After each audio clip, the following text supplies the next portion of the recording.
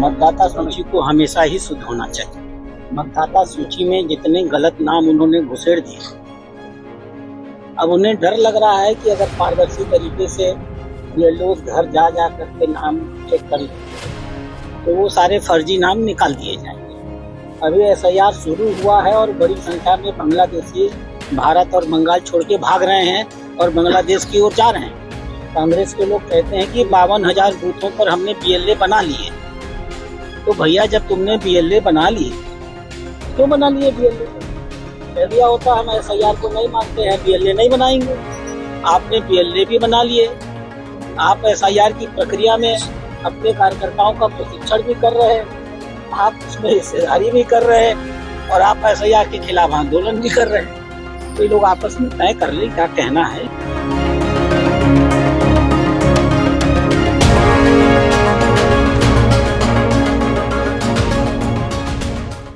लोकतंत्र शुद्ध हो, पवित्र हो, ट्रांसपेरेंट हो, इसलिए मतदाता सूची को हमेशा ही शुद्ध होना चाहिए। 2003 के 4 के बाद से एसआईआर, इस बीच में करीब 10 या 11 बार एसआईआर हुए और अधिकांश एसआईआर कांग्रेस की सरकार के जमाने में। अगर एसआईआर लोकतंत्र के लिए अच्छा नहीं था तो उन्होंने क्यों कराया? और उस जमाने में जब वो करा रहे थे तो क्या किसी विपक्षी दल ने एसआईआर का विरोध किया? कतई नहीं किया। आज अगर उसी प्रक्रिया के अंदर एसआईआर हो रहा है तो उनकी आपत्ति का आधार क्या है? सिर्फ इतना ही आधार है कि इतने लंबे कार्यकाल में, 20 साल के कार्यकाल में या उसके पहले, मतदाता सूची में जितने गलत नाम उन्होंने घुसेड़ दिए, अब उन्हें डर लग रहा है कि अगर पारदर्शी तरीके से ये लोग घर जा जा करके नाम चेक कर लें तो वो सारे फर्जी नाम निकाल दिए जाएंगे। आप बिहार में 65 लाख वोट डाले, 20 लाख ऐसे थे जो मर गए जिनके नाम पर वोट पड़ते रहते थे, 23 लाख ऐसे थे जो कहीं चले गए उनके नाम पर वोट पड़ते रहते थे, करीब 22 लाख ऐसे थे जो डुप्लीकेट नाम। और कितनी शांति से बिहार में चुनाव हो गया। आप बंगाल की वीडियोज और फोटोज देख रहे होंगे। अभी एसआईआर शुरू हुआ है और बड़ी संख्या में बांग्लादेशी भारत और बंगाल छोड़ के भाग रहे हैं और बांग्लादेश की ओर जा रहे हैं। ये अपने आप में सिद्ध कर रहा है कि एसआईआर देश के लिए कितना जरूरी है। तो कांग्रेस से मैं आग्रह करूंगा, निवेदन करूंगा, और वो तो इस बात को बूस्ट करते हैं। मैं जहाँ खड़ा हूँ राजस्थान में, कांग्रेस के लोग कहते हैं कि 52,000 बूथों पर हमने बीएलए बना लिए। तो भैया, जब तुमने बीएलए बना लिए, क्यों बना लिए बीएलए? कह दिया होता हम एसआईआर को नहीं मानते हैं, बीएलए नहीं बनाएंगे। आपने बीएलए भी बना लिए। आप एसआईआर की प्रक्रिया में अपने कार्यकर्ताओं का प्रशिक्षण भी कर रहे हैं, आप उसमें हिस्सेदारी भी कर रहे हैं और आप एसआईआर के खिलाफ आंदोलन भी कर रहे हैं।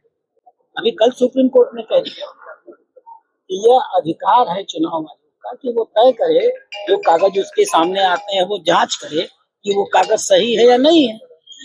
तो किसी की आपत्ति होने का कोई मतलब नहीं है। राजनीतिक तो संची है और जनता इसको जानती है, जनता इनके साथ नहीं है।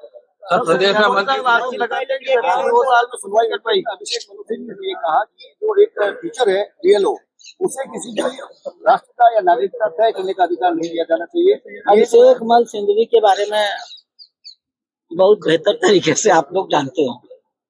मुझे कुछ विशेष बताने के उनके लिए आप बता दीजिए सर। नहीं, हम नहीं बताएंगे, हमको शोभा नहीं देता है ना सर। प्रदेश में मंत्रिमंडल का आरोप लगाते हैं कि सरकार नाम की चीज नहीं है राजस्थान में। वो तो कहेंगे ही, उनके जमाने में तो बहुत अच्छी सरकार थी। दोनों मित्र आपस में, दूसरे मित्र का मैं नाम नहीं लेता, दोनों मित्र आपस में कुश्ती किया करते थे। पूरे 5 साल उनकी आपस की लड़ाई में चले गए। उनकी सरकार अच्छी चल रही थी, तभी भाजपा नागरिक हमें लेकर के आए। तो अब कुछ तो लोग कहेंगे। सर, प्रदेश में लोगों का काम है। सर, प्रदेश में मंत्रिमंडल में जोधपुर को ये हमारा विषय नहीं है। आपको माननीय मुख्यमंत्री से सचिन पायलट ये कह रहे हैं कि एसआईआर में राजस्थान में जिस तरह से प्रक्रिया चल रही है, इतनी जल्दबाजी की क्या आवश्यकता थी? ये आराम से भी किया जा सकता था। अभी कोई राजस्थान में चुनाव भी नहीं है। जहाँ चुनाव हो रहा था वहाँ कराया तो विरोध किया कि बिहार में क्यों करा रहे हैं, यहाँ तो चुनाव के समय क्यों करा रहे हैं। अब यहाँ चुनाव नहीं है और शांति से करा रहे हैं तो कह रहे हैं कि क्यों करा रहे हैं जब अभी चुनाव नहीं है। तो ये लोग आपस में तय कर ले क्या कहना है, तो एक कॉमन फॉर्मेट अपने भाषण और विरोध का तय कर लेना। सर प्रदेश